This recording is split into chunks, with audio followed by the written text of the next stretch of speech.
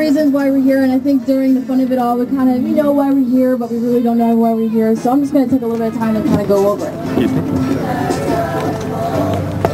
We are here for moms and dads who have kids that come to them one day and say, oh, I found a new religion. Oh, that's great. That's great. Yeah, let's maybe that's good for you. And then one day, they don't hear a word from them. The church told them, the church, you guys tell your followers, if your family does not believe what you believe, then disconnect with them. Don't talk to them. And then send a message saying that if you ever try to contact them again, they're going to sue you. Their own child is going to sue their parents for trying to send them a letter.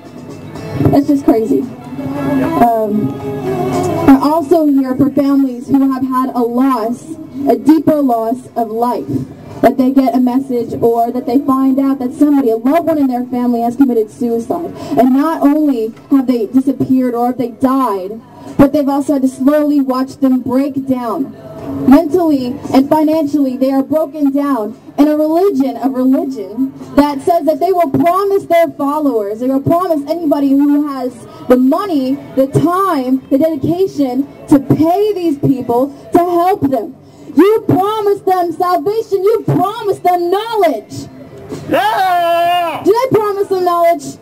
Yeah! Knowledge is free. Religion is knowledge free? Religion is free. Should religion be free? Yeah! Absolutely. That's what I thought. Now, this was all started by a band called L. Ron Hubbard. We all know this band, don't we? It was his birthday. I think it was March 13th was his birthday? March 13th was his birthday. It's kind of sad. My birthday's in March. Yes, so we do know a couple things about him. One of the things was that he used to be in the military. He lied about a couple of things, meaning what he was blind and then he was crippled, and then through some healing method he had discovered. There was also another story about this. He was in a hospital and he said he had died on the operating table, and when he got up he looked at his body and went through some gates, some shining gates, and he learned in an instant. He felt like he was there a long time, but he learned in an instant all the questions to life, everything you need to know. And then all of a sudden he heard a voice, not ready to go, and he came back and he looks at the nurse, and the nurse is looking at him. He's like, I died, didn't I?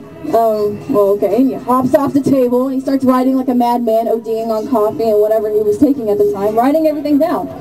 I think this was called Excalibur, and if you were to read it, you were to go insane or whatever. Some theory was that he showed it to an editor and he threw himself out the window after reading it. Some people close to him have read it and they never did anything like that. However, that was interesting. However, that surgery that he was going through, that major surgery that he died from, or could have died from, I think it was some kind of like a root canal or something like that. Had his wisdom teeth removed. Also, that's right.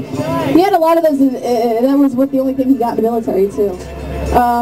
So this whole life, though, this man, this founder of this Scientology, this nuclear physicist and all these other things, never really did very well in school. He got married, had 2 kids with his first wife, and he couldn't really support him. He had to actually find a way to support them.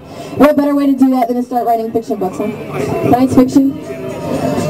On top of that, his whole life, his own mom would say, and he'd make up all these stories. And he did. He was very good at making up stories.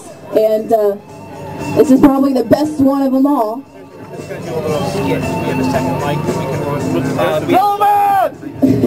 Party man! Oh no! Fire dog! So we are here because Scientology has committed a lot of crimes. You know what? They've committed so many crimes, it's amazing that nobody higher up has been able to look at them and say, this is wrong. Something is wrong with this organization. You know what? All over the world, they have done stuff. A man in France, I forgot his name, he wanted to sue them. They sent him to America for some training. He goes into so much debt and he wants his money back, and he didn't learn anything. It stays in court for a while, and then finally his lawyer and him walk into the judge's office and they say, why haven't we heard anything? Why haven't we heard anything about this? We want to go through with this lawsuit. And the judge looks at them and is like, what lawsuit? What do you mean, what lawsuit? We had a lawsuit. What does he say? Oh, I got a letter from you a while back stating you didn't want to continue anymore. You didn't send no letter. Scientology, you afraid of people going after you, huh? Oh, yeah! What are their crimes? Scientology, what are your crimes? What are your crimes? Can you tell me a little bit about Lisa McPherson, huh? We came back, February 10th. I'm sure you remember that. Of course you remember that. We're more. We have more people now.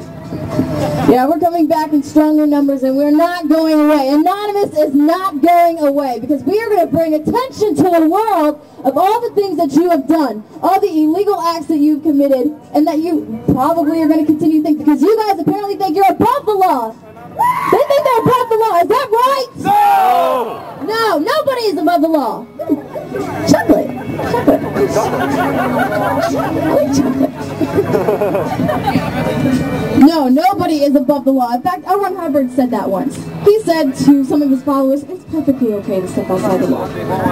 Oh, okay. Oh, really? That's not okay. And I'm a strong believer in the criminal justice system and the justice system, period. If people do something wrong, you're accountable for it. People in this religion and the people who start it and keep it going, the heads of this, they make sure it gets carried out. Why? To protect it, to protect their name.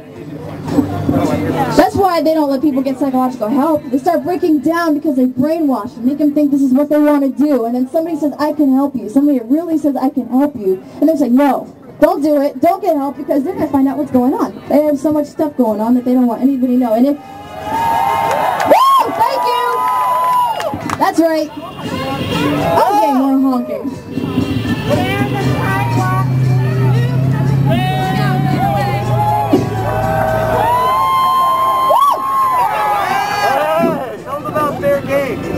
Oh yes, the fair game policy. Who knows has an idea what the fair game policy is? Oh, a lot of people do, of course you do.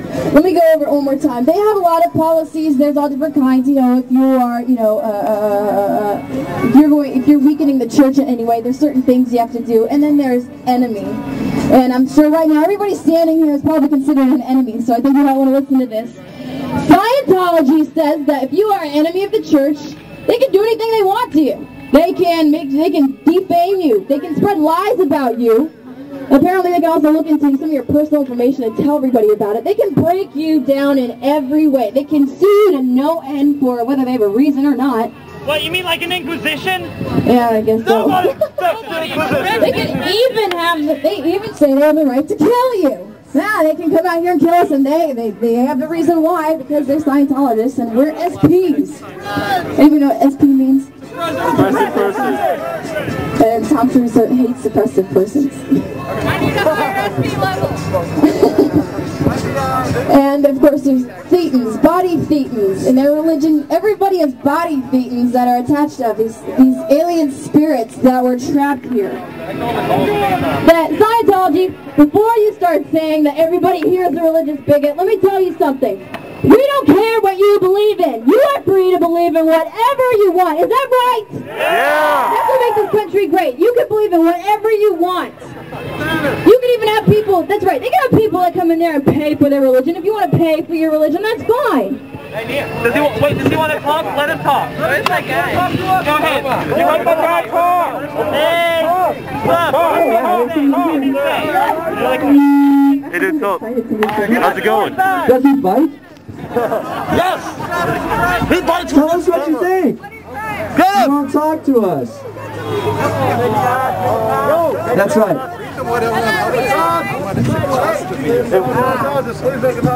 Okay, just to finish up that thought, yes, in this country you're allowed to believe whatever you want, you can do whatever you want. Of course, you guys can start a religion, you can charge people for it if they want to pay for it. However, when you start going above the law, people start disappearing, you start, what, I've heard about slave labor you guys have or something like that? You start killing your own followers, people also who are not your followers, just to shut them all up. You start suppressing free information, and then you'll even go after people for spreading that free information, true information, it's not lies. It's not like they're creating lies, slander, or anything like that. Something interesting here. However, it costs as much as a person had to be a Scientologist. He had to pay in the organization, getting audited higher and higher until he paid as much as he had. People would sell their house, their car, convert their stocks and securities into cash, and turn it all over to Scientology. Scientology, I don't know about you guys, but in other religions, if you're having a financially hard time, they help you get a job, help you get back on your feet. But no, They can't pay you guys for their salvation, their religion, this knowledge you promised them. Oh, go into more